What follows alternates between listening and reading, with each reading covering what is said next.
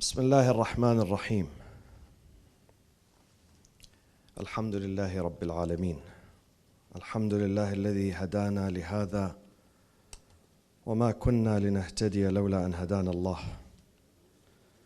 والصلاة والسلام على أنبياء الله جميعا وعلى سيدهم وخاتمهم حبيب إله العالمين أبي القاسم المصطفى محمد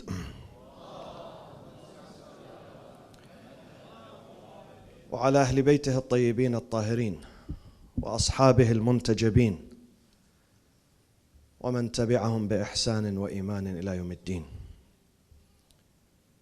Distinguished scholars, my sister Hajj Najah, my brother Anwar Khan, Sayyid Mahdi, Habibi Sayyid Mahdi and Habibi Sheikh Muhammad, and all of you are Habibis here, my brothers and sisters, the leadership of Ummah. Assalamu alaikum jami'an wa rahmatullahi wa barakatuh.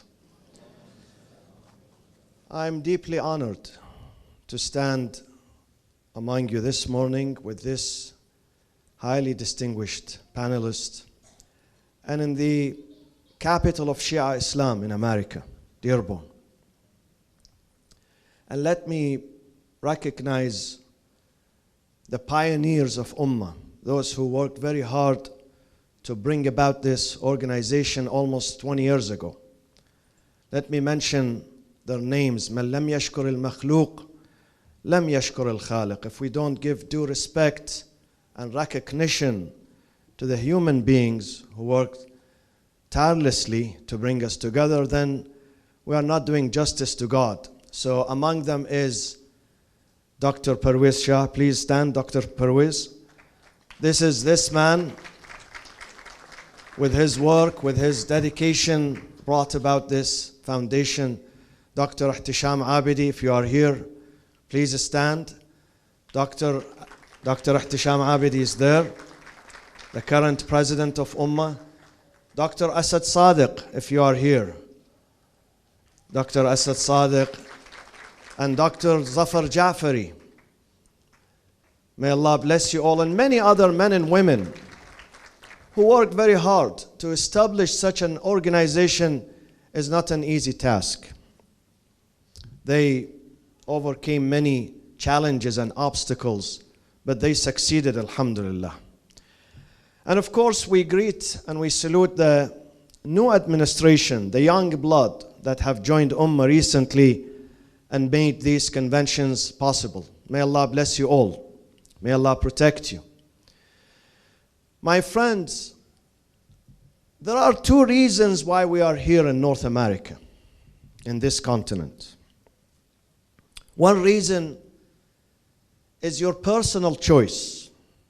Your fathers, your forefathers, they made a choice of leaving their homelands and making it. Some of them by sea, some of them by air, some of them 10 years ago, some of them 90 years ago.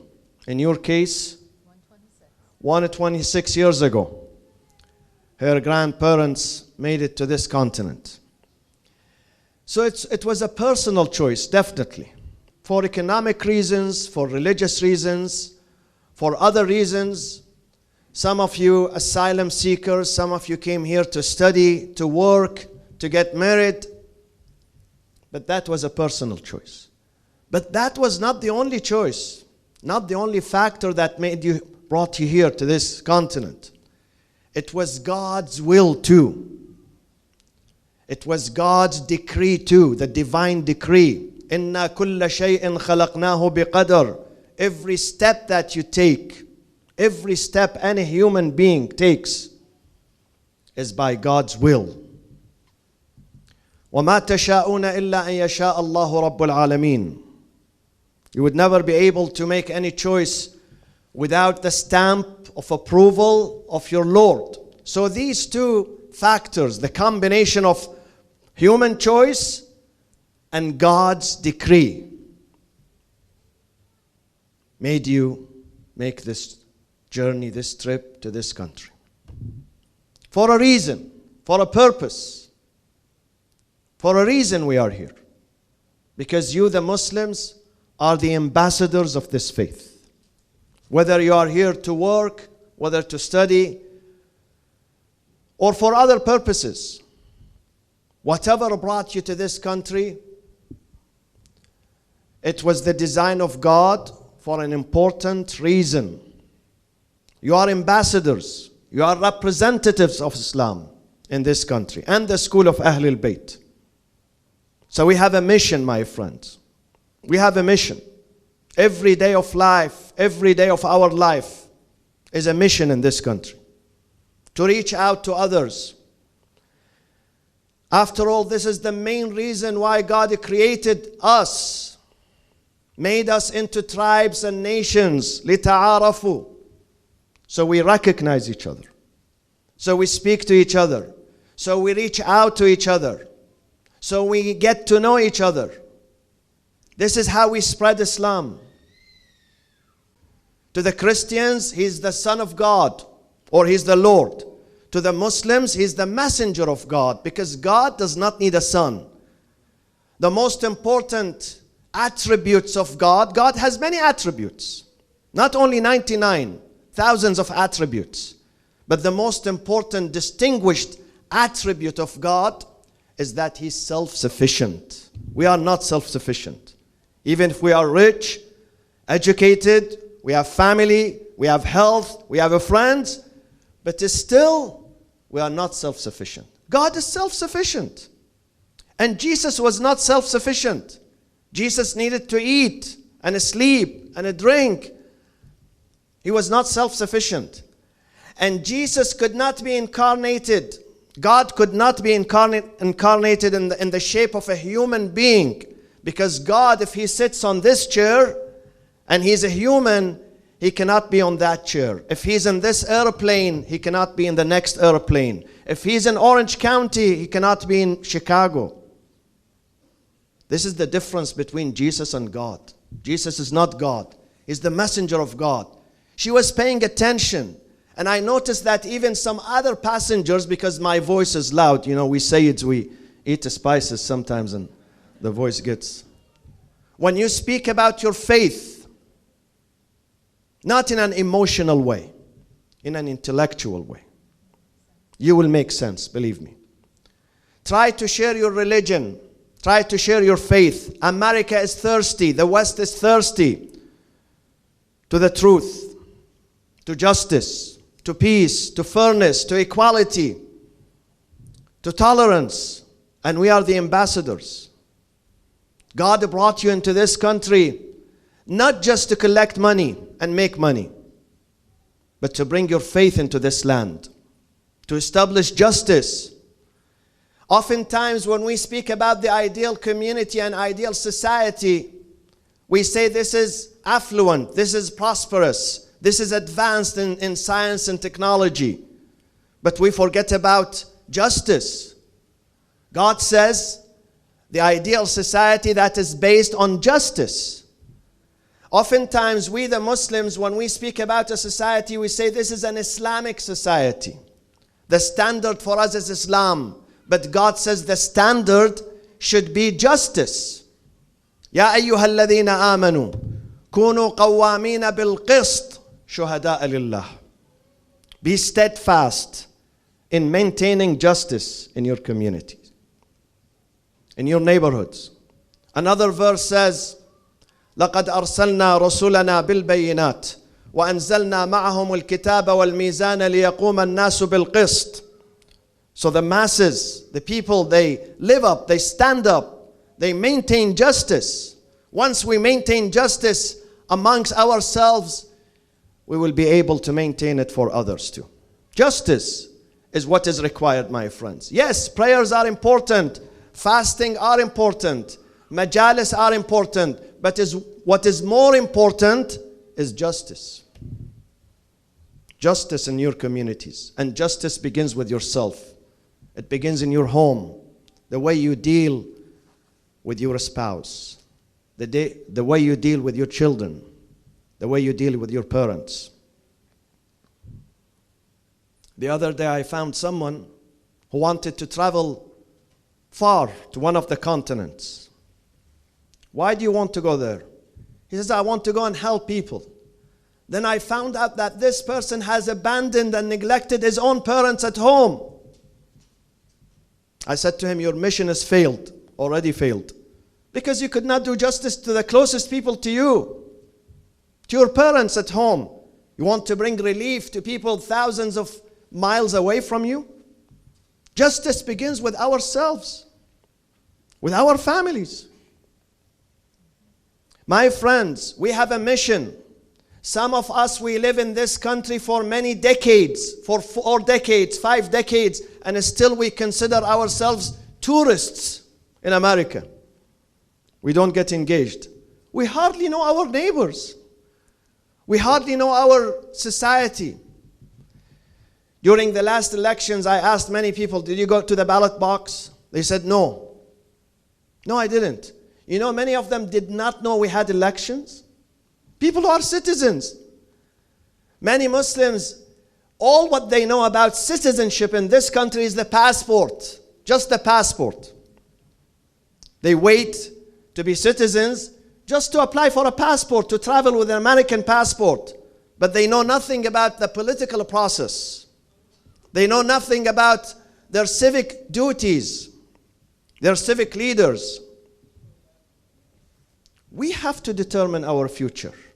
If you don't go to the ballot box, others are going to determine the future for you. And you're going to lose. You have to determine the future. One of the candidates, Muslim candidates, he's of Pakistani origin in Southern California, who nominated himself for the Senate, for the state Senate of California. And he's a very honest man, hard-working person. But he lost. Why? Because he did not have enough money. I asked him about his experience. He said, Sayyid, can you imagine that those who voted for me, most of them were non-Muslims. And my Muslim community did not know about me. They didn't support me. Those who voted for him were non-Muslims. We have to get involved. We have to change this society. Changing the society does not depend only on dua and prayers and majalis. You have to get involved. Each and every person in the family, through your relationships, through your akhlaq, your manners, God has given you an enormous, fascinating power to connect with your friends. The hearts of the American people is good. It's not evil, believe me. Their hearts are good hearts. But they have to know you. They have to know you. If they don't know you, this is a psychological theory. When you don't know someone, you have some hesitation, speculation, fear. But once you get to know that person, even if you subscribe to different religions, to different race, the hearts are going to communicate and connect. Let's connect, my friends. Let's connect. Marginalization is a crime. Sometimes we marginalize ourselves, not others, when we stay away from this society. When we stay away, we are marginalizing ourselves. We have to be in the forefront of the political process in this country. If there is a candidate, we have to support him or her. This is how we introduce Islam to American people. God is going to ask us about every day we spent in this country. وَعَنْ عُمْرِهِ فِيمَا أَفْنَاهُ. He's going to hold us accountable tomorrow. Accountable. You spent 40 years in America. What did you do other than collecting money for yourself? Did you have any influence on others? Did they know you are Muslim? Did they know anything about your faith, about your heritage, about your imams, about your prophet, about your book? What did you do? Believe me, we're going to be held accountable before God. Every day is a day of work for us. Especially humanitarian work, relief work. And I salute those two iconic figures in our community. Najah Bazi and Anwar Khan, for working hard. It was not easy for him or for her to begin this. But they started with courage, with dependence on God, with a trust in God. And look the impact of what they are doing. Reaching out to others. The best among you is the one. This is the hadith. The best one among you is the one of the most benefit to his brethren, to his community, to people. Don't look at people, race or gender or language or identity. Look at them as human beings. إِنَّا خَلَقْنَاكُم مِّن ذَكَرٍ وَأُنثَى وَجَعَلْنَاكُمْ شُعُوبًا وَقَبَائِلَ لِتَعَارَفُوا. One of the most beautiful and fascinating sayings of Imam Ali alayhi salam, Amir al-Mu'mineen. فَإِنَّ النَّاسَ صِنْفَانِ. The entire humanity falls into two categories. إِمَّا أَخٌ لَكَ فِي الدِّينِ. Either equals to you in faith, they share the faith with you, or they are equals in humanity, in a creation. أو نظير لك في الخلق. This is how we should look at others. My friends, you know how many hospitals are in America which is run by churches, religious institutions? You know the figure by any chance? Do you know, Sister Najah? Over 600 hospitals in America that are owned and managed by churches in this country. How many hospitals we have managed by Islamic institutions? I know we have Ummah clinic. Probably we have a clinics. But we cannot do justice to our religion. We cannot spread Islam just within the work inside the mosque. You have to get out. You have to get to the streets. You have to get to the neighborhoods. Through medication, through food, through shelter, through counseling. How did the Christianity was born in Palestine. How did Christianity spread in Africa, within African nations? You know how? Through missionaries. In one hand they carry the Bible, in the second hand they carry food and medication. And there is nothing wrong by bringing people. Sometimes you may say that we are bribing people, we are taking advantage of them. No, you are not. You are not. You are feeding the stomach and you have to feed the soul both. There is nothing wrong with that. Inviting people to the cause of God through food. The story that Sister Najah shared earlier about Abraham. Abraham converted someone to faith, but his purpose was not to convert him. We don't want to convert. It is God who converts. إِنَّكَ لَا تَهْدِي مَنْ أَحْبَبْتَ وَلَكِنَّ اللَّهَ يَهْدِي مَنْ يَشَاءُ. We invite, but God converts. We tell people, we share our stories, we present our case, our book, our tradition. It is God who converts. So Abraham was speaking to this man, inviting him, and then all of a sudden Abraham started to questioning him. Halla sammait? Why don't you say Bismillah when you put the bite in your mouth? The man said, what is Bismillah? I don't know what are you talking about? He said, God the merciful, God the beautiful, God the cherisher, God the sustainer. He started giving him a lecture. The man said, no, I don't want, I don't want to believe in this God. So Abraham said, I'm sorry for inviting you to my house. Had I been, you are an atheist, rejecting God, I wouldn't have invited you. The man, before eating the first bite, he puts it back in the plate and he leaves. Jibreel comes after Ibrahim. Ibrahim, what did you do? What did you do? This man, we have been sustaining him for 50 years. We never questioned him about his religious affiliation, religious identity, his belief. You did not allow him to eat one bite. You were investigating him and questioning him. Go after him, bring him back. So Ibrahim runs to the street, runs after that man. The man was shocked. What happened? Why did you change your mind? Ibrahim said to him, you know why I changed my mind? Because the same Lord that you were not ready to believe in him, the same Lord criticized me and threatened me because of you. The man says, then this Lord, it seems that this Lord is merciful. He's compassionate. He's caring. Ibrahim said, indeed. The man says, أنا أشهد أن لا إله إلا الله وأشهد أنك رسول الله.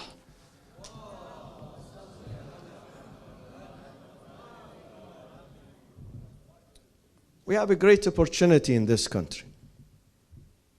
But only if we know what to do. Only if our scholars know what to say. Only if our daughters and sons know how to behave. How to behave. We should not spoil this opportunity. We are responsible before God. They asked me to speak about the importance of strategic civic engagement. I believe, my friends, a mosque here in America is different from any other mosque elsewhere. A mosque here is the home of the community. A mosque here is a community center. A mosque in America is not just to perform 5 daily prayers. A mosque in this country is home for all of us. Senior citizens, young ones, men, women, children, infants. They have to enjoy the atmosphere of the mosque. And the mosque should cater to all these categories. This is our base. A mosque in America is the base of the community. And therefore, we have to establish committees for civic engagements, for civic outreach, to reach out to others, interfaith. Every mosque in America should have a successful, vibrant interfaith committee to reach out to other churches and synagogues, to other faith-based initiatives that we have in this country. This is how we connect with them. I remember after 9/11 and after the incident in San Bernardino County, when someone killed many of his co-workers, people who came to protect us were the next door church. I arrived at the Friday prayers. I was worried about the safety of my community and the safety of myself. I saw something, I was shocked beyond belief. I found American people standing at the entrance of the mosque, holding hands together, making a chain in the front of the mosque, symbolic chain, to defend our mosque against any act of possible aggression or assault. Next door church, that is good. So you are a normal human being. You come from the same society. You don't come from another planet. Let them get to know you. Participate, as I said, in interfaith and civic events, in town halls. How many of us go to town hall meetings? How many? Meeting with officials. Set up voting sites at local Islamic centers. Voting. Voting is a privilege, my friends. When you vote, it means that I'm going to decide my fate. I'm going to decide my journey in this country. Encourage those young ones to run for offices, my friends.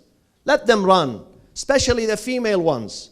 We have a great potentials with our female communities. And by the way, we must always empower our women. A society that is run by male society is not going to be successful. In every board, a patriarch society is not a successful society in this country.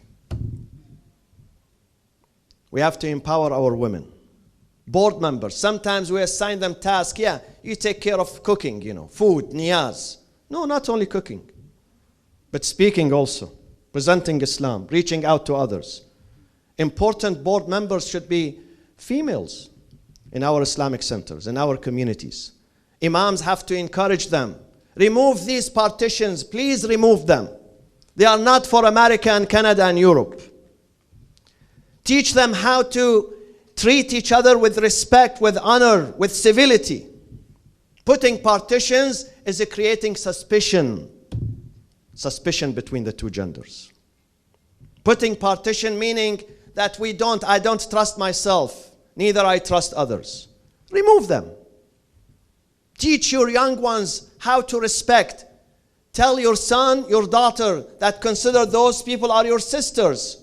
How do you like people to treat your sister or your brother? This is how we should teach them, not putting partitions. We have to remove these partitions. We cannot segregate. We segregate at the Islamic Center, but in the weddings, they are mixed dancing.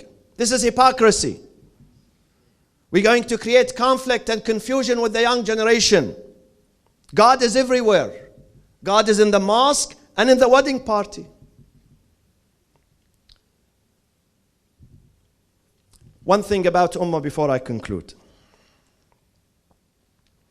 My friends, every grassroots organization needs the experience and the wisdom of the elders, in addition to the energy, the passion, the dynamism of the younger generation, of the youth. Neither should overtake or be marginalized. At Ummah, we need both. We need the pioneers, we need the elders who struggled, who worked very hard, who spent their time, their days, their nights, their wealth, their money, their health to create Ummah, to bring about this community. So we need them on board. They are important. And also at the same time, we need the dynamism, the energy of the young generation. And they can be together. They can work together. No side, no part, no group should eliminate the other. Both of them are needed. Both generations are needed. Both of them are important. When this organization was formed almost 20 years ago, one of the foremost objectives in developing the mission and vision of the Ummah Convention was to unite the followers of Ahlul Bayt in this continent, in this country. And despite many challenges, many obstacles that Ummah faced, still Ummah was able to make great strides and advancement in this regard. However, my friends, we should not be sidetracked by secondary issues. The goal of unity and harmony should be always at the forefront of this organization and every Muslim organization in this country. And Ummah must remain transgenerational, universal, multi-ethnic, politically inclusive. How many of you Dearbornians are here? Raise your hand, please. Beside you, Najah. Sister Najah. How many of you are from Dearborn? Raise your hand. I salute you for coming here, but we need more of you. You know why Ummah is holding the conference here in Dearborn? Not because this hotel is cheaper than Washington or elsewhere, but because of you, people of Dearborn. We need you to get on board. We need you to appreciate, to get you involved. You have to take this serious, my friends. لِتَعَارَفُوا, to get to know each other. And it has to be politically inclusive, as Sayyid Mahdi mentioned, my friends. We might subscribe to different political ideas, but at the end of the day, we are one family. At the end of the day, we have to work together. A brave person, a successful person, is the person who tolerates. He has a huge heart that tolerates all people around him without inclusion, without exclusion, including all people around him. We have to accept people. One day the Imam Someone said to the Imam, I don't speak to those people because I have suspicion about them. Imam said to him, aren't they the followers of Ahlul Bayt? He said, yes, they are. But we have different taste. We have different direction. The Imam said to him, come on. Do you know that when we look at you guys, our followers, there is a huge difference between us and you. We don't see you as being immaculate. But despite that, we accept you. We have tolerance for you. Because we are your Imams. We need to live with you. We need to work with you. My friends, we need to work with each other. We need to have bigger hearts. We need to be tolerant. We need to be patient with others. And this is what we must do, not only at Ummah, at every Islamic center, at every Islamic community. Ummah is also working to keep the Shia community, the Muslim community, the Ahlul Bayt community strong on the American social and political map. Ummah is an umbrella organization, my friends. And we should keep in mind, community leaders, imams, servants of Islam in this country, that the most successful work is that which is based on ikhlas, on sincerity, my friends. On ikhlas, on dedication, on humility. وَالْعَمَلُ الصَّالِحُ يَرْفَعُهُ. You are speaking about success, making an impact on the masses. You have to be mukhlas. You have to be sincere. You have to dedicate your work for God. You have to speak for God. You have to struggle for God. Don't listen to what happens left and right. Some people may adore you. Two people sitting next to each other. Maybe one of them adores you, the other loathes you. But you have to look at God.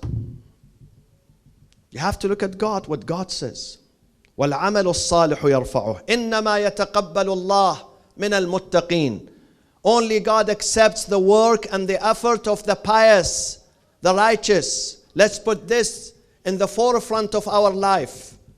Whether it's in public or private, whether it's with our families or our community members, ikhlas and taqwa and piety. Let's remind of ourselves.